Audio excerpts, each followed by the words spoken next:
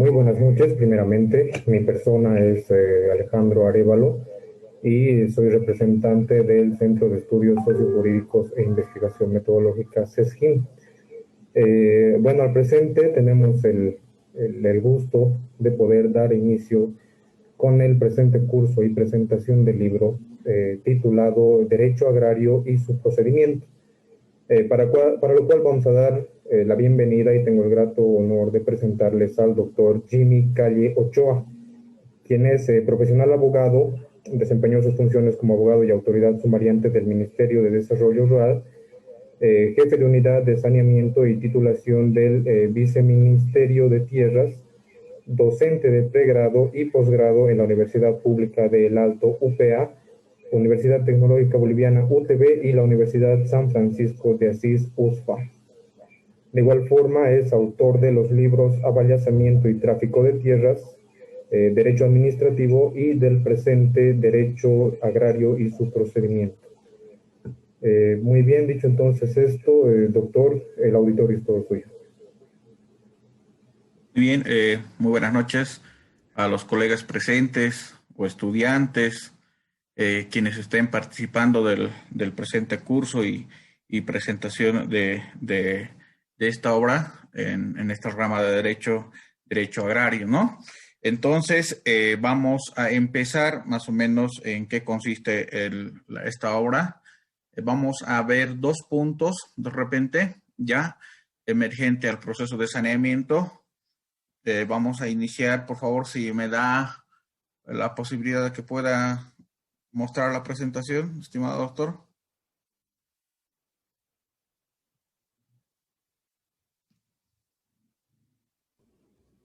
Doctor, está con la facultad de que puedan compartir pantalla. Okay. De acuerdo.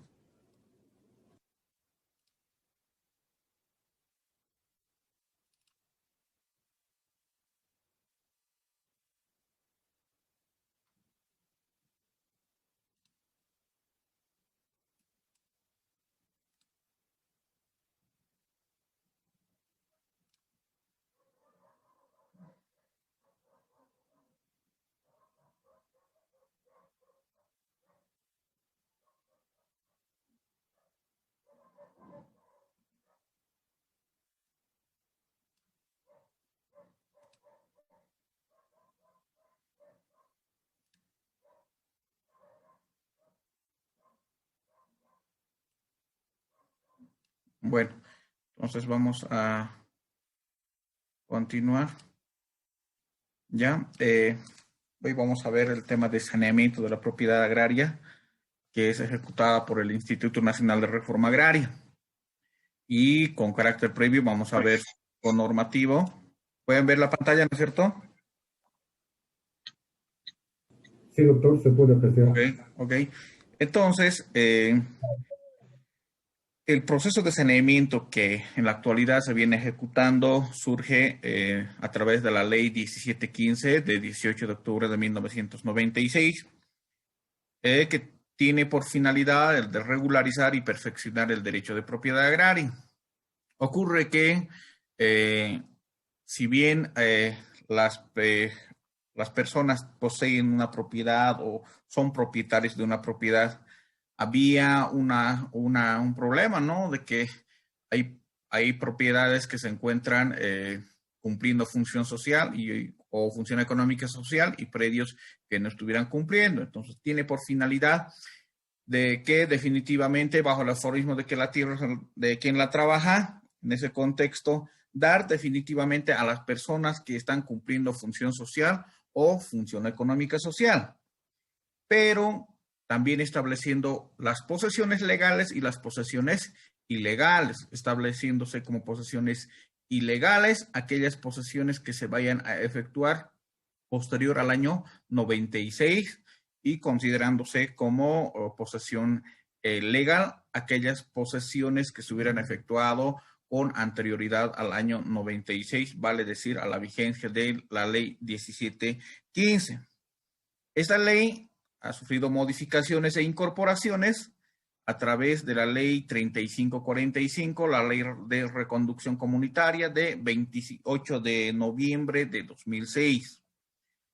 Estas leyes tienen como reglamento 3 reglamentos: el Decreto Supremo 24784, el Decreto Supremo 25763 y el último, el Decreto Supremo 29215 de 2 de agosto 2007.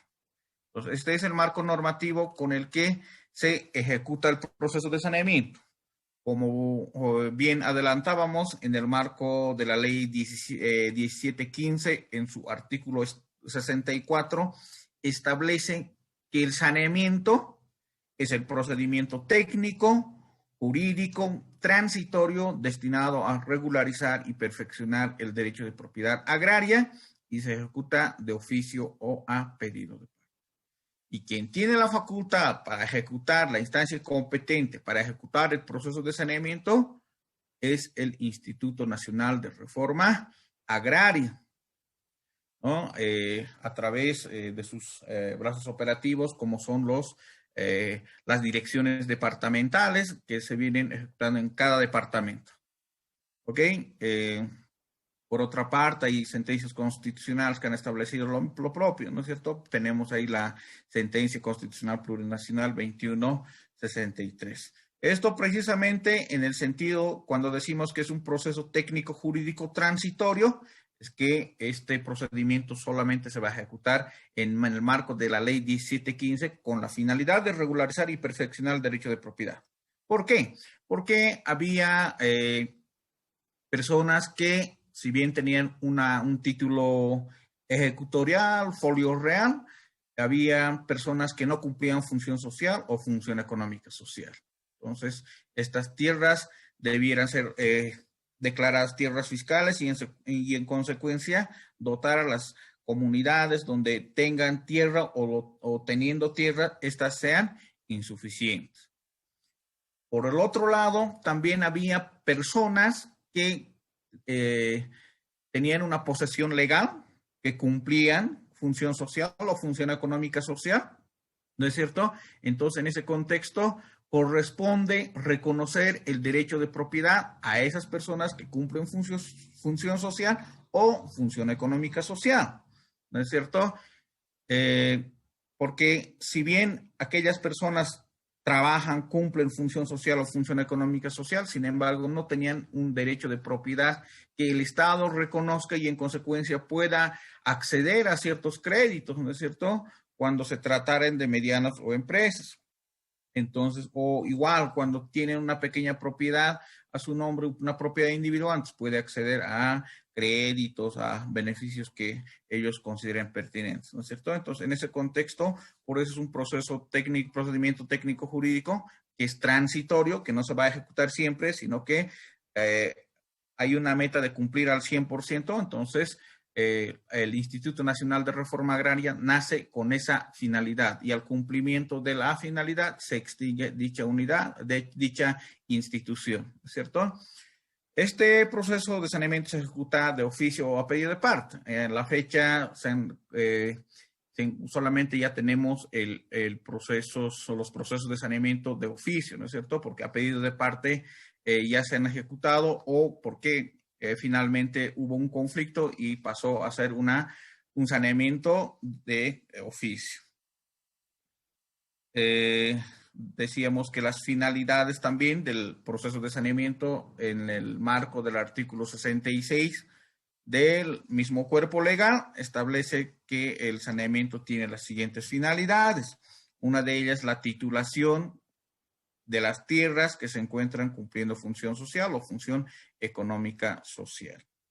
Efectuar el catastro legal de la propiedad agraria, ¿no es cierto? Conciliar los conflictos relacionados a la posesión o propiedad agraria. Tenemos que distinguir los dos institutos jurídicos, no es lo mismo que la posesión que la propiedad, ¿no es cierto? Del derecho de propiedad es cuando ya tienes la titularidad de derecho propietario. La titulación de procesos agrarios en trámite, la anulación de títulos afectados de vicio de nulidad absoluta, la convalidación de títulos afectados con vicios de nulidad relativa y la certificación de saneamiento de la propiedad agraria cuando corresponda. El proceso de saneamiento se ejecuta bajo las tres modalidades. El saneamiento integrado al catastro, que es el CATSAN, saneamiento simple de oficio, SANSIM, y el saneamiento de tierras comunitarias de origen, TCO, ¿no es cierto? SAN-TCO, que en la actualidad, de acuerdo a nuestra Constitución Política del Estado, son TIOCs, ¿no es cierto? Entonces, esas son las tres modalidades del proceso de saneamiento. Estas modalidades de saneamiento, las tres modalidades, es susceptible o es posible modificar de saneamiento integrado al catastro, de SANSIM a SAN-TCO, lo propio. El saneamiento simple de oficio es susceptible de modificar a CATSAN o a SAN-TCO. Sin embargo, este último, saneamiento de tierras comunitarias de origen, no es posible modificar o cambiar de modalidad a saneamiento integrado al catastro ni a la modalidad de SANSIM. Así lo establece la normativa, el decreto supremo 29.215. Entonces, cuando se hubiera iniciado un proceso de saneamiento en la modalidad de CATSAN, puede modificar a los demás, ¿no es cierto? Si has iniciado un proceso de saneamiento de SANSIM, es susceptible de poder modificar al CATSAN o al TIOC. Pero en ningún caso puedes modificar de SAN-TCO a la modalidad de SANSIM o CATSAN. ¿De acuerdo? En las tres modalidades de saneamiento que hemos hecho referencia, se ejecutan en las tres, se ejecuta bajo las tres etapas comunes del proceso de saneamiento. La etapa común del proceso de saneamiento es la etapa preparatoria, etapa preparatoria, etapa de campo y la etapa de resolución y titulación. ¿Es cierto? Entonces, estas son las tres etapas que se debe cumplir en la ejecución o sustanciación del proceso de saneamiento. Desde luego, estas etapas tienen sus subetapas, que son el diagnóstico y determinación de área, planificación y la resolución de inicio del procedimiento. En el momento cuando se hace el diagnóstico, se debe verificar en gabinete, ¿no es cierto? Se hace un diagnóstico si existen carreteras, si existen tierras fiscales, el área por donde vamos a intervenir la sustanciación del proceso de saneamiento, si hay sobreposiciones, predios titulados, entre otros, ¿no es cierto? Y en mérito a eso, la superficie con la que vamos a ejecutar el proceso de saneamiento. Una vez efectuado el diagnóstico, se hace la planificación para hacer el ingreso para la sustanciación del proceso de saneamiento. Esto considerando la superficie, la distancia, el lugar geográfico, ¿no es cierto? Entonces, en ese contexto se hace la planificación y en mérito a haberse efectuado la planificación, estos extremos son plasmados en la resolución de inicio. Porque es en la resolución de inicio que se intima a todos los propietarios, subadquirentes, qué sé yo, terceros interesados, ¿no es cierto? Y así cuando exista sobreposiciones con otros predios o esté sobrepuesta a un área forestal, ¿no es cierto? Entonces, en ese contexto se tiene que establecer las medidas precautorias establecidas en el artículo 10 del Decreto Supremo 29.215. Entonces, para eso nos sirve el diagnóstico y la planificación. Además, en la resolución de inicio se plasma la superficie que vamos a ejecutar. ¿Ok? Posteriormente pasamos a la etapa de campo, ¿no es cierto? Esta etapa se inicia con la publicación de la resolución de inicio de procedimiento que comprende las actividades a realizarse en campo bajo el siguiente detalle. ¿cierto? Ahí tenemos otras subetapas, que son el relevamiento de información en campo, el informe en conclusiones y el proyecto de, proyecto de resolución final de saneamiento. ¿Ok? Esta subetapa de relevamiento de información en campo, a su vez, se subdivide o está compuesta por una serie de actividades, y estas actividades que se deben desarrollar son la campaña pública, ¿no es cierto? Esta campaña pública consiste en socializar al lugar donde vamos a ejecutar el proceso de saneamiento, estableciendo las actividades que se van a desarrollar en el área objeto de saneamiento, señalar en qué consiste el proceso de saneamiento, como son personas que viven en área rural, muchos no desconocen del procedimiento, entonces hay que socializar, hay que señalar en qué consiste el proceso de saneamiento, qué documentos debe acreditar para demostrar el cumplimiento de la función social o función económica social, dependiendo de la actividad que se estuviera dedicando, sea ganadera o agrícola, ¿no es cierto? Entonces, en ese contexto, eso es la finalidad de la campaña pública, ¿es cierto? Considerando de que la carga de la prueba en el marco del artículo 161 corresponde al administrado, en este caso al beneficiario, entonces corresponde indicar o socializar en qué consiste el proceso de saneamiento, qué documentos puede aportar, ¿no es cierto? Entre otros. Ok, esta campaña pública es de carácter público, ¿no es cierto? Puede participar todos los miembros del lugar, igual representantes, autoridades originales, control social, ¿no es cierto? Entonces, es de carácter público. Una vez que se haya efectuado la campaña pública, habiéndose socializado en qué consiste el proceso de saneamiento, se va a efectuar la mensura, el área de cada beneficiario, ¿cierto?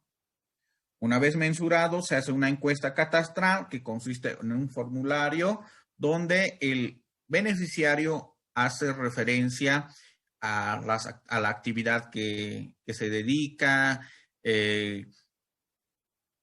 qué documentaciones cuenta, si se dedica a actividad ganadera o agrícola. En caso de dedicarse a una actividad ganadera, por ejemplo, el funcionario que está haciendo el levantamiento de la ficha catastral registrará bajo el principio de buena fe si el beneficiario se refiere que cuenta con 500 cabezas de ganado, pues 500 cabezas de ganado, ¿no es cierto? Este extremo, una vez efectuada la encuesta catastral, nosotros, el beneficiario cree en la buena fe del beneficiario, ¿no es cierto? Entonces, este extremo debe ser corroborado a través de otra actividad que es la verificación de la función social o función económica social, ¿cierto? Entonces, se irá al predio a verificar el cumplimiento de la fe o función social con la finalidad de comprobar los argumentos efectuados o la declaración que el beneficiario realizó en la encuesta catastral. Entonces, al momento de verificar se comprobará si los extremos referidos por el beneficiario son ciertos o no son ciertos, ¿no es cierto? Si en campo únicamente revisamos y verificamos que la existencia de 200 cabezas de ganado, entonces se anota las 200 cabezas de ganado.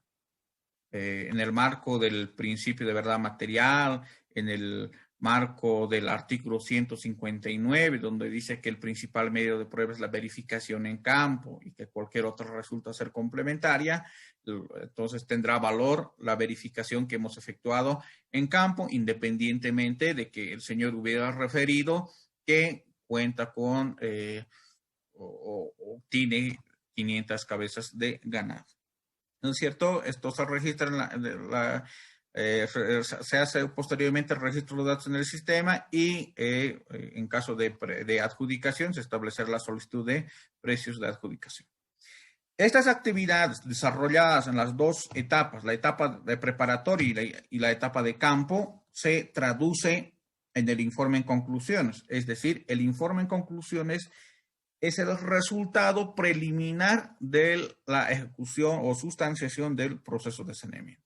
Entonces, el informe en conclusiones debe ser debidamente motivado y fundamentado, ¿no es cierto? Estableciendo un análisis de los antecedentes agrarios,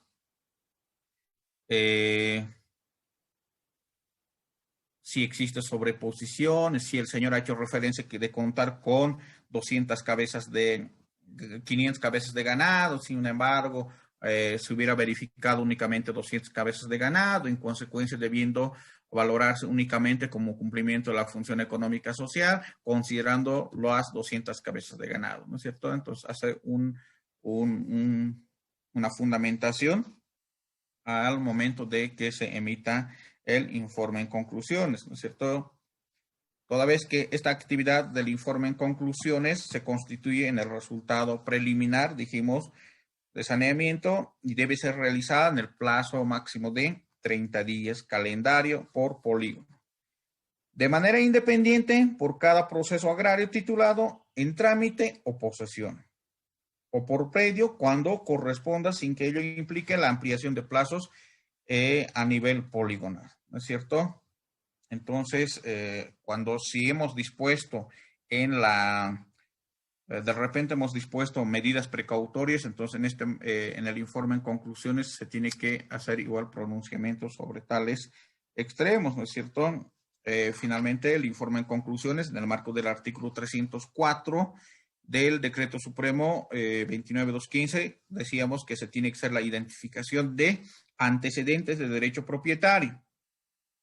Consideración de la documentación aportada por las partes interesadas relativa a su identificación personal, el derecho propietario o la posesión que ejerció.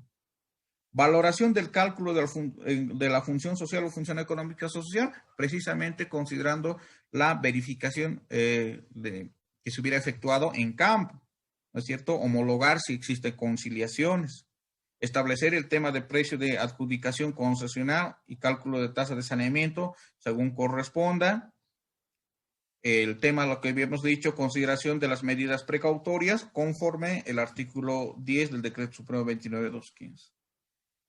Una vez efectuado el informe en conclusiones, este informe en conclusiones tiene que ser socializado.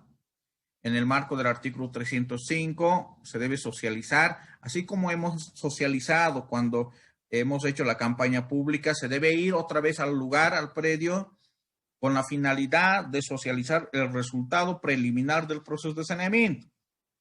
¿Cuál es la finalidad de la socialización? ¿No es cierto? Con la finalidad de que los beneficiarios establezcan si tienen algunas observaciones, de plantear algunas observaciones, pueden presentar oposiciones cuando no estuvieran de acuerdo con el resultado del proceso de saneamiento. Entonces, si se tratara de un error de forma, es posible rectificar a través de un informe técnico legal, a través de en el marco del artículo 267 del Decreto Supremo 29215. Sin embargo, si se tratara de errores de fondo, necesariamente se debe retrotraer hasta el vicio más antiguo, ¿no es cierto? Hasta donde se hubiera identificado por parte de la entidad ejecutora del proceso de saneamiento. Sin embargo, en el hipotético caso de que todo estuviera ok, entonces se emite el proyecto de resolución final de saneamiento, ¿no es cierto?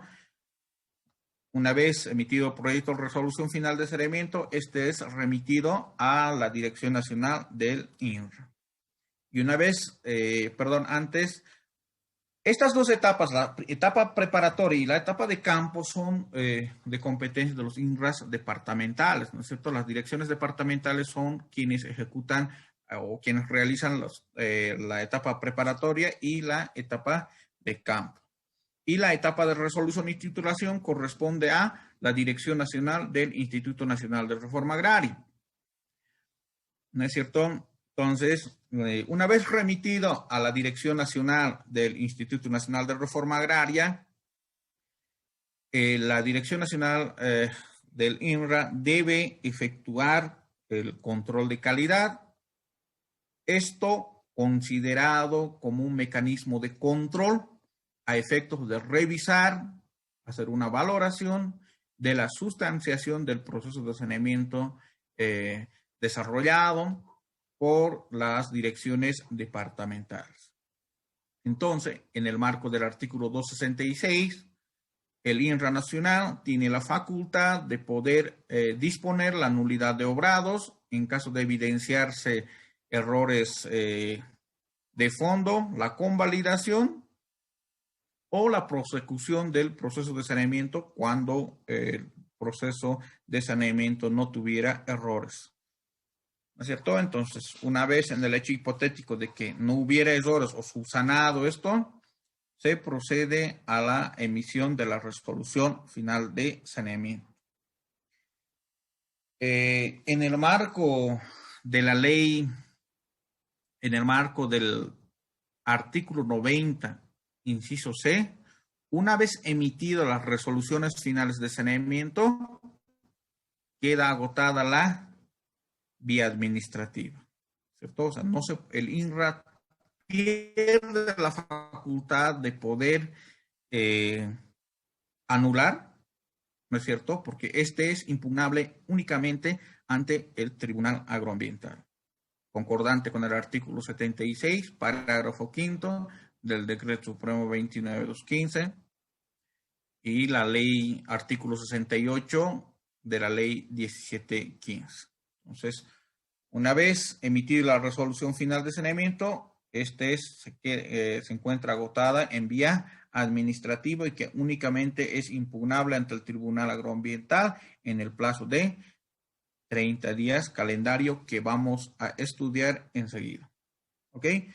Una vez ejecutoriada, una vez que no se hubiera planteado el proceso contencioso administrativo contra la resolución final de saneamiento emergente precisamente del saneamiento de la propiedad agraria, cumplido el plazo de los 30 días, o cuando este hubiera sido objeto de impugnación y declarada improbada la demanda, ejecutoriada sea esto, se debe remitir para la titulación, ¿no es cierto?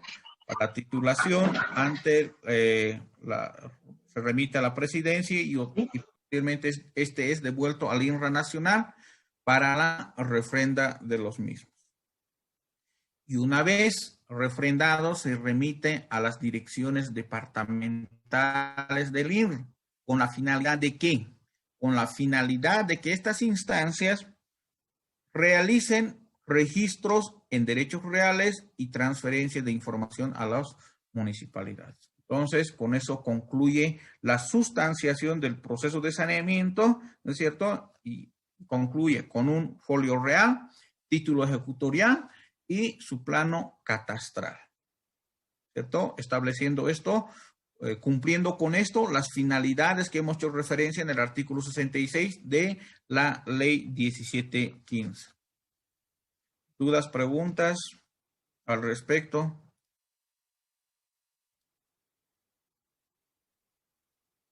¿No hay?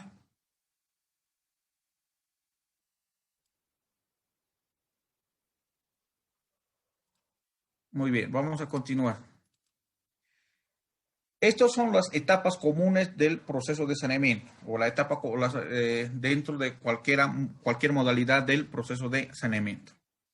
Sin embargo, tenemos también procedimientos especiales, pero no se debe confundir esto con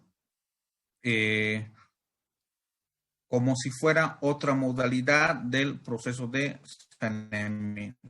Entonces, aquí tenemos procedimientos especiales que son el sin más trámite, ¿no es cierto?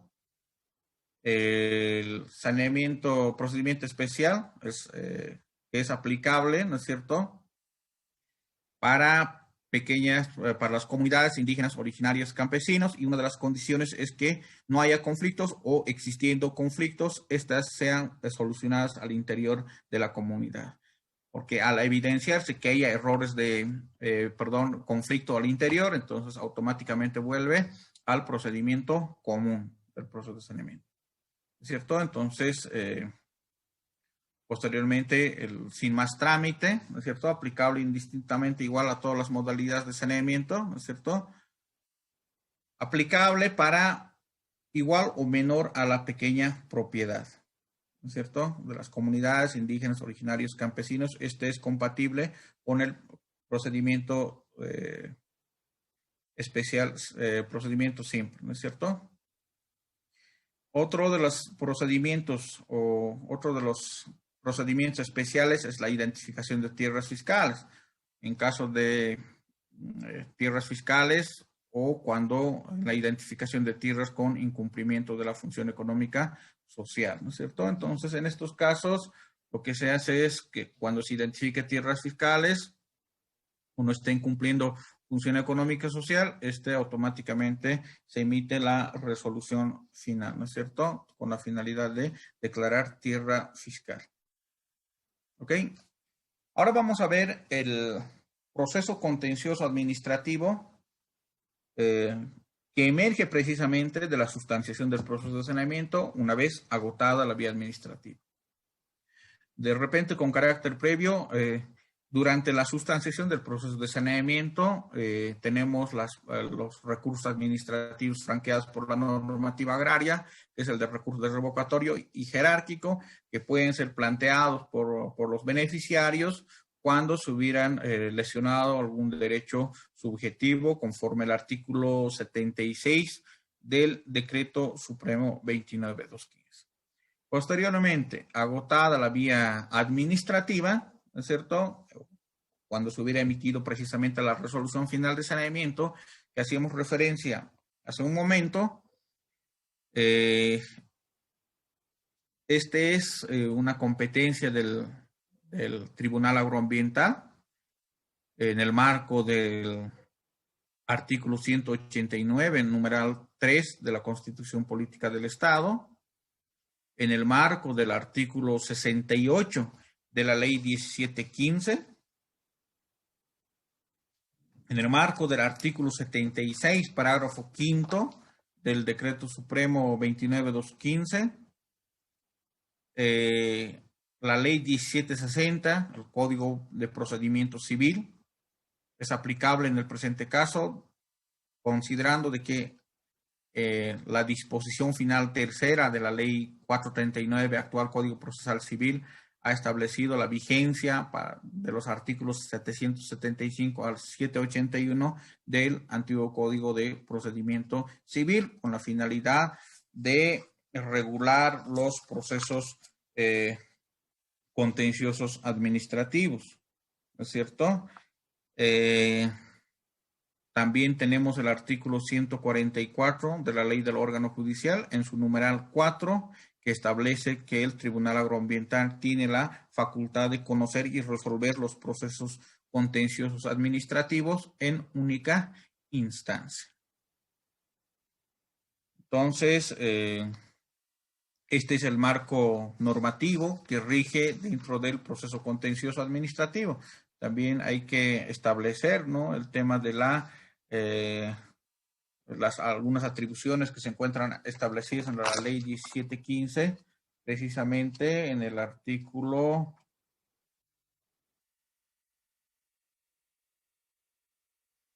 35 de la Ley 1715. Entonces, es el marco legal que rige para los procesos contenciosos administrativos, ¿no es cierto? No van a confundir. Hay una situación, de repente no todos son agraristas, hay una diferencia entre procesos contenciosos y procesos contenciosos administrativos. En materia agraria únicamente tenemos los procesos contenciosos que proceden en contra de las resoluciones emitidas en vía administrativa, porque el otro proceso contencioso opera contra los contratos, ¿no es cierto?, emergentes entre el Estado y el administrado, ¿no es cierto? En este caso, quien puede plantear contenciosos son los administrados. En este caso, no corresponde analizar esta situación. Nosotros vamos a hacer un estudio del proceso contencioso administrativo, ¿no es cierto? Y el marco legal ya lo hemos referido, ¿ok? ¿Cuál es el procedimiento del proceso contencioso administrativo?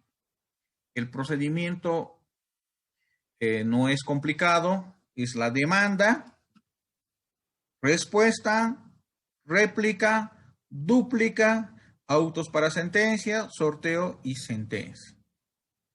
Como es en única instancia, no cabe recurso ulterior. ¿Ok?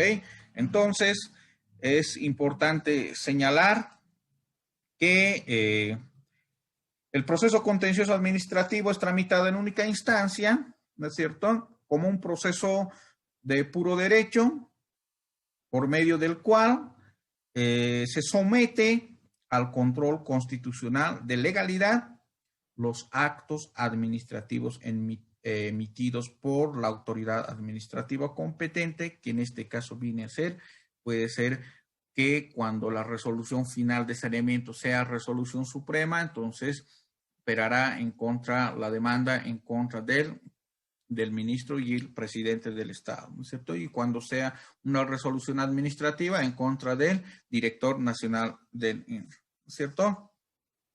Entonces, como dijimos, es un proceso en única instancia, ¿ya?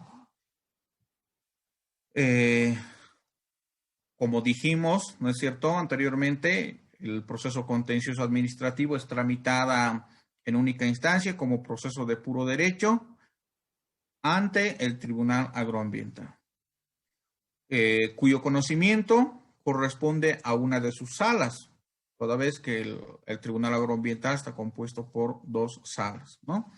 Sin embargo, corresponde precisar que supletoriamente es aplicable el Código de Procedimiento Civil en el marco del artículo 78 de la Ley 1715. Considerando en cuanto a los procesos contenciosos administrativos que mantienen lo procesal en la estructura del proceso establecido en la Ley 1715 que hemos referido anteriormente. ¿Cuál es el plazo para plantear el contencioso administrativo? El plazo para plantear el contencioso administrativo, cuando estábamos viendo el saneamiento de la propiedad agraria, hemos señalado que el plazo es 30 días calendario, ¿cierto? En materia agraria se maneja, todos los plazos son días calendarios, a no ser que expresamente lo establezca como días hábiles, ¿no es cierto? Entonces se computa desde el día siguiente de la notificación con la resolución final de saneamiento. De repente también es importante señalar cuándo procede la demanda contencioso administrativa, porque no solamente procede en casos de resoluciones finales de saneamiento. Entonces es importante señalar que del marco del artículo 76, parágrafo 5, procede la demanda contencioso administrativo contra los siguientes actos administrativos: la resolución final de saneamiento, la resolución de reversión, la resolución de expropiación y la resolución de distribución de tierras fiscales. Estas resoluciones únicamente son impugnables a través de un contencioso administrativo. ¿Ok? Entonces, al momento de plantear la demanda contencioso administrativo, necesariamente se debe cumplir con los requisitos de admisibilidad establecidos en el artículo 327 del Código de Procedimiento Civil. Entonces, se debe indicar la autoridad jurisdiccional ante quien se plantea. En este caso se estila, no sé, colocar como señor presidente y magistrados del Tribunal Agroambiental, ¿no es cierto? Se debe cumplir estableciendo también en forma sintética la suma, ¿no es cierto? En la práctica jurisdiccional se constituye en un resumen de la pretensión jurídica que debe contar necesariamente en la demanda y que por tradición forense se incluye al comienzo de todo memorial con unas simples palabras que denotan en forma inequívoca que se está demandando en el proceso contencioso administrativo. Tenemos que identificar, ¿no?, al demandante, ¿no es cierto?, la parte actora, a través de sí mismo o a través de otro. Si es a través de otra persona, entonces acreditaremos a través de un testimonio de poder con facultades de plantear demanda contenciosa administrativa. Asimismo, tenemos que identificar al demandado, ¿no es cierto?, que nos adelantábamos. Si es una resolución final de saneamiento, una resolución suprema, entonces plantearemos la demanda en contra del presidente del Estado Plurinacional de Bolivia y el ministro de Desarrollo Rural y Tierras, considerando de que son autoridades que firman las resoluciones supremas cuando las resoluciones finales de saneamiento sean así. Sin embargo, cuando la resolución final de saneamiento sea una resolución administrativa, la demanda plantearemos en contra del director nacional del INRA, ¿no es cierto?, a cuyo efecto es necesario señalar el domicilio de las referidas o las autoridades demandadas. Como requisito de admisibilidad, es importante también citar el nombre y domicilio de o los terceros interesados, siendo que se constituye en uno de los requisitos de admisibilidad. ¿Cuál es la finalidad? Con la finalidad de que el tercero interesado pueda asumir defensa, toda vez que la sentencia que emita los magistrados o las magistradas del Tribunal Agroambiental puede afectar sus derechos o garantías constitucionales.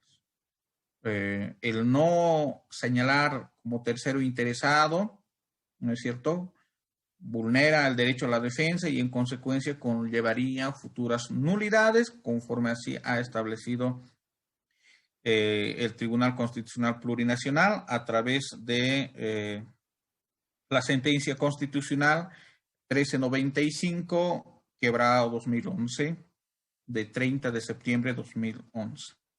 Entonces, es necesario una recomendación citar a los terceros interesados a efectos de evitar futuras nulidades. Una vez efectuado aquello, se debe hacer una fundamentación fáctica, ¿no es cierto?, que sea precisa, una relación precisa de los hechos, porque entiende que es la base o el esqueleto fundamental de la demanda, ¿no es cierto?, toda vez que sin los hechos no hay demanda. ¿Okay? Entonces, en este apartado, el actor o el demandante debe consignar todos los hechos que considere relevantes para la estimación de la demanda. Si exige que se expongan de manera numerada y separada, asimismo junto a la exposición de los hechos, deben relacionarse los documentos, medios o instrumentos que se aporten junto a la demanda como medio de prueba, ¿cierto? Entonces es necesario puntualizar la demanda, facilitar al juzgador, ¿no es cierto?, estableciendo punto por punto los errores de fondo que considere el demandante o la parte actora. Una vez efectuada la relación de hechos, es necesario efectuar la fundamentación jurídica, ¿no es cierto? La fundamentación jurídica es la exposición de derecho como uno de los requisitos que debe contener necesariamente la demanda contenciosa administrativa, ¿no es cierto?, considerando que se constituye en la invocación del derecho en que se funda. En otras palabras, es justificar por qué jurídicamente, ¿no es cierto?, debe aceptarse en derecho la demanda. Sin embargo, no se debe confundir que con indicar la norma legal en que se basa su pretensión jurídica cumple con su obligación, ¿no es cierto?, sino que su pretensión jurídica necesariamente deben fundamentar jurídicamente su petitorio, es decir, la exposición del derecho constituyen los fundamentos jurídicos materiales que condicionan la procedencia de una sentencia favorable sobre el fondo del mismo, ¿cierto? Entonces, la fundamentación fáctica y la fundamentación jurídica tienen que ser, es necesario señalar, tiene que tener conexitud, ¿no es cierto? Si yo digo un hecho y digo un artículo que no tiene referencia, que no tiene relación con la fundamentación fáctica, entonces no sirve, ¿no es cierto? Entonces tiene que tener esa conexitud entre la fundamentación fáctica y la fundamentación jurídica. O en otras palabras, cuando dices en hechos, tienes que decir en derecho, ¿no es cierto? ¿Cuáles, cómo se hubieran, por qué consideras que está viciada de nulidad absoluta? Una vez efectuado aquello, en la demanda contenciosa administrativa, ¿cierto? Se debe establecer la petición, ¿no es cierto?, en términos claros, a fin de que pueda establecerse con precisión la clase de pronunciamiento que se persigue, como por ejemplo se estila, solicito declarar aprobada, ¿no es cierto?, la demanda y en consecuencia nula la resolución suprema XX, ¿no es cierto? Entonces puedes, en ese sentido, que sea corto, que no sea largo, facilitar al juzgador qué es lo que solicitas, ¿no es cierto? La demanda debe estar firmada por la parte actora y su apoderado en caso de que tuviera representante, ¿no es cierto?, y la firma del abogado patrocinante. Una vez presentada la demanda contenciosa administrativa, lo que hace el Tribunal Agroambiental es evaluar, ¿no es cierto? En caso de cumplir con todos los requisitos, se admite la demanda.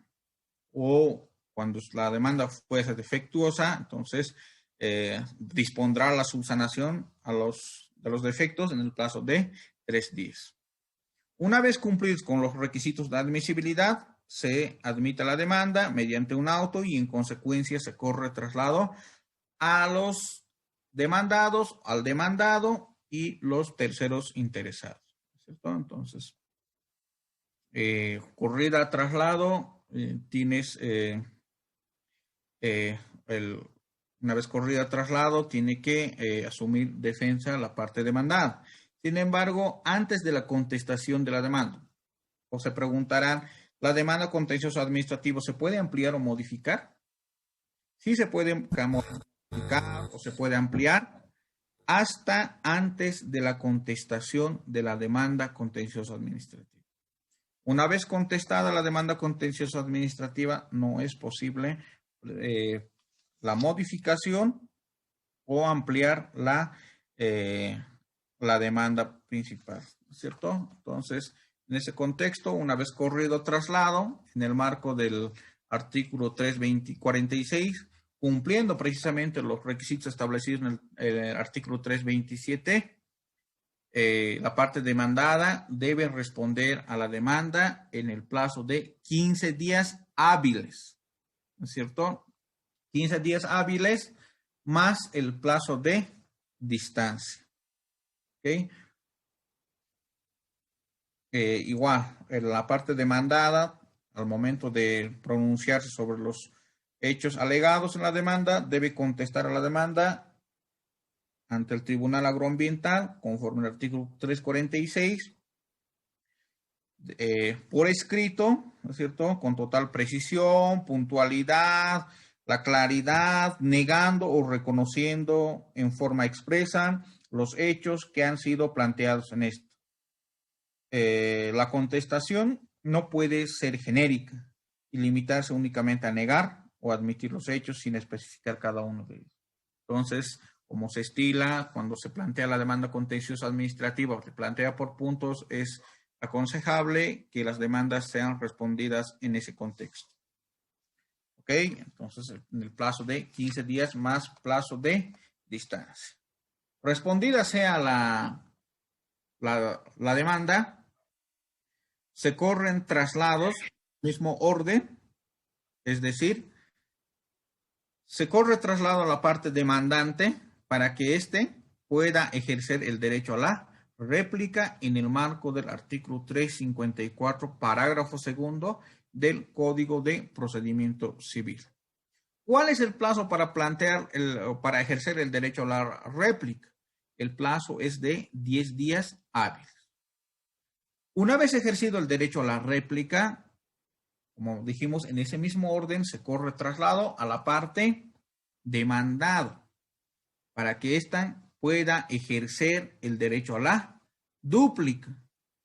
El plazo es el mismo, es decir, el plazo de 10 días hábiles. Sin embargo,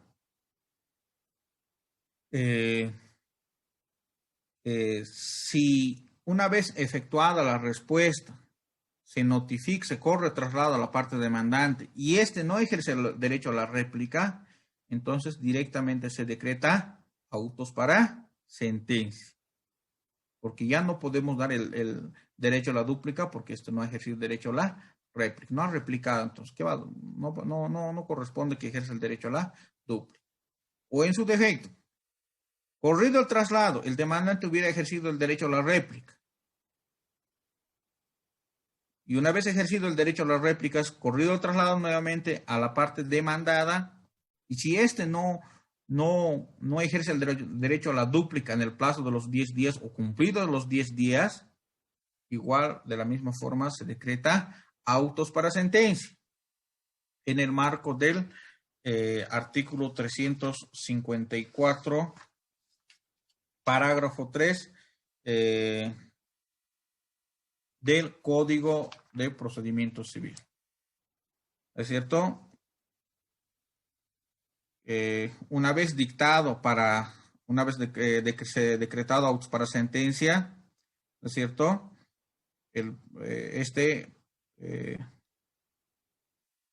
Una vez decretado autos para sentencia, en el marco del artículo 354, es efectuado en el plazo de 48 horas. ¿Cuál es el efecto que surte una vez emitida los autos para sentencia? Una vez que se emite autos para sentencia, el primer efecto que produce la providencia del llamamiento para la sentencia es que a partir de la fecha de la providencia, los magistrados del Tribunal Agroambiental tienen el plazo de 40 días para dictar sentencia, conforme así lo establece el inciso 1, parágrafo 1 del artículo 204 del Código de Procedimiento Civil. Segundo efecto, porque se cierra la discusión en el proceso, vale decir, implica la preclusión del debate. Desde entonces queda cerrada toda discusión y no puede presentarse más escritos ni producir más pruebas, salvo que los magistrados consideraren oportuno para contar con mayores elementos de convicción para dictar sentencia.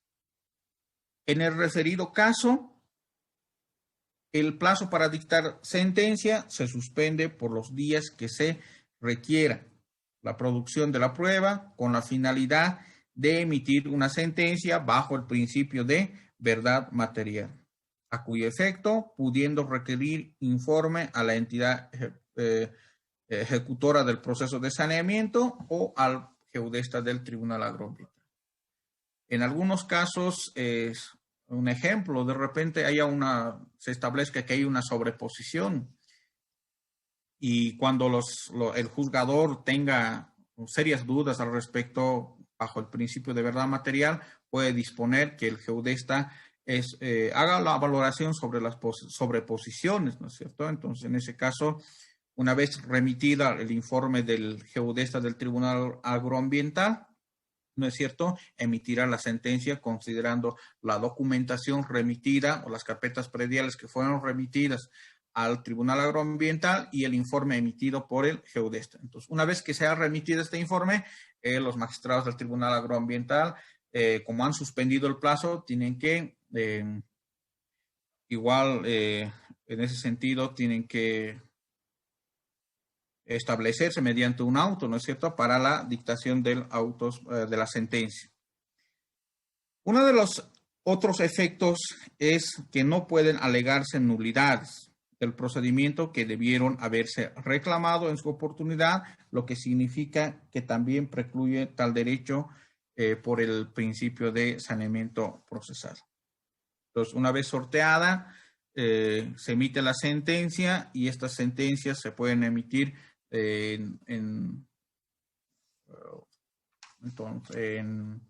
sea esta declarando probada o declarando improbada.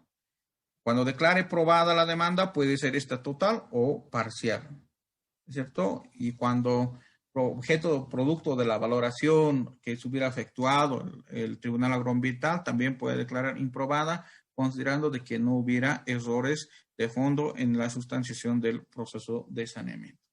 Entonces, así concluye el proceso contencioso administrativo, ¿es cierto? Como no cabe recurso ulterior, concluye con la sentencia. Sin embargo, cuando las partes se consideraren que se hubieran conculcado derechos o garantías constitucionales, tiene la facultad de poder plantear la acción de amparo constitucional o la acción popular cuando se tratare o cuando se hubieran vulnerado derechos o garantías constitucionales de una colectividad. Dudas, preguntas, son dos temas que hemos tocado y precisamente estos dos temas, producto de la acción de amparo constitucional y acción popular, se encuentran en el texto. Espero les haya gustado esta pequeña charla. Si alguien tuviera dudas, preguntas, por favor.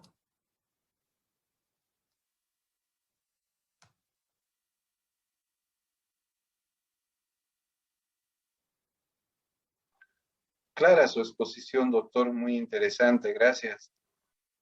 Ok, colega.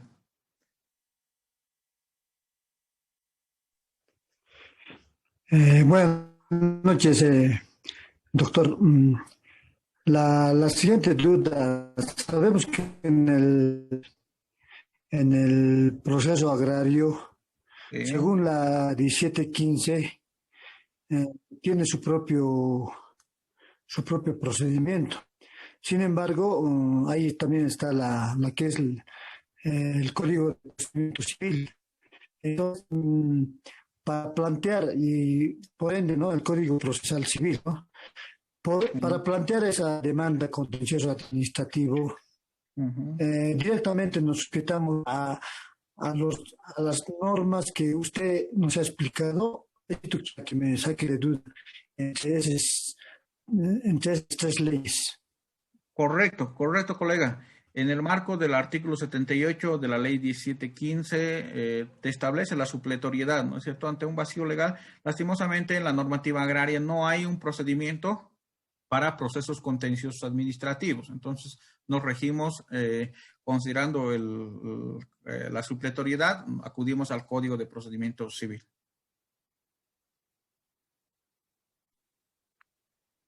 Buenas noches, doctor. Una consulta, por favor. Adelante. ¿Qué ocurre si por alguna situación se llega a presentar a destiempo la demanda contencioso administrativa?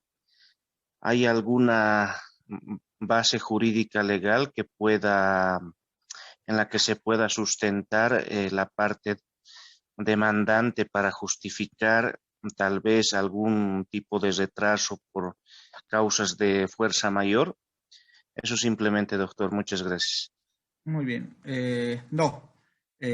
Ante el incumplimiento o la extemporaneidad en la presentación de la demanda contenciosa administrativos, si estás fuera del término, directamente lo que hace el Tribunal Agroambiental es rechazar la demanda. Rechazo in limine.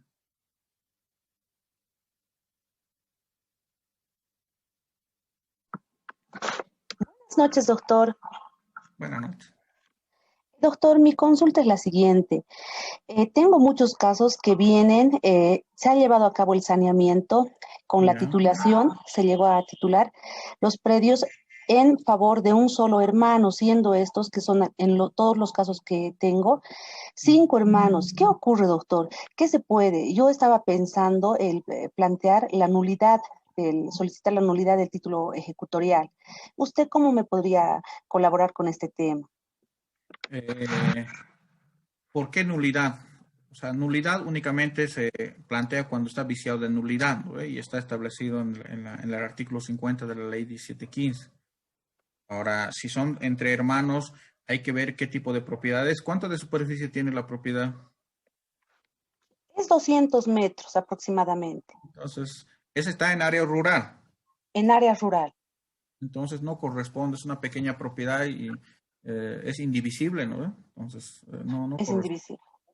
Sí, no corresponde a la división, ni mucho menos va a prosperar nulidad de título ejecutorial porque o sea, tendría que estar viciado el título, ¿no? Entonces, si no cumple con los requisitos establecidos en el artículo 50 de la ley 1715, entonces no corresponde.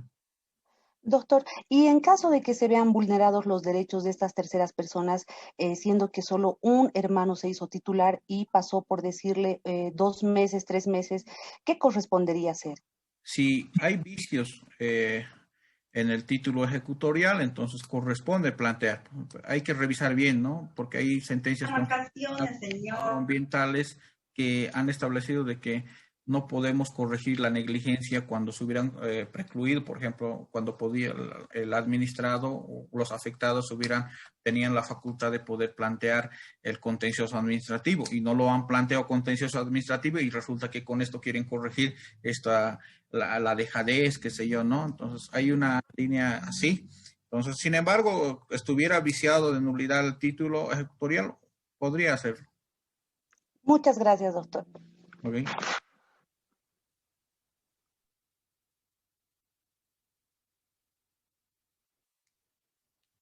¿Alguien más?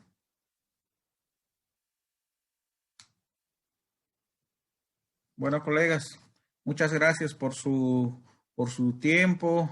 Agradecerle por haber compartido conmigo esta pequeña charla. Esperemos que haya más charlas y podemos compartir nuestros conocimientos y aportar de alguna forma. Muchas gracias, distinguido doctor Montaño. ¿Está ahí?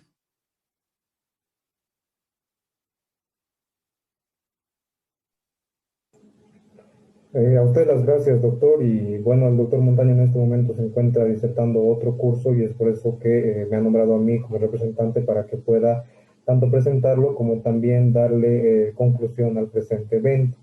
Es en tal sentido de que no habiendo ya ninguna duda ni ninguna consulta, es que primeramente agradecerle y felicitarlo por su maravillosa intervención y esperamos haber podido resolver todas las dudas o cuestionamientos que hayan tenido en cuanto al procedimiento del derecho agrario, ¿no? El derecho agrario y su procedimiento. Nuevamente, doctor, felicitarlo y agradecerle su intervención y indicarles a los miembros que se va a proceder a otorgar los certificados del presente evento a partir del día martes de la semana entrante y asimismo de igual forma los libros del doctor Jimmy Calle Ochoa del derecho agrario y su procedimiento, ¿no? Los vamos a estar entregando en nuestras oficinas. Nosotros estamos ubicados en la ciudad de Cochabamba, pero de igual forma vamos a realizar los envíos correspondientes a todos los participantes que nos han indicado cuáles son sus residencias, ¿no? Entonces, muchísimas gracias, doctor, y muchísimas gracias a todos los participantes por su asistencia al presente evento. Y sin ninguna otra aclaratoria, vamos a darle conclusión al presente evento. Muchas gracias. Buenas noches. Buenas noches.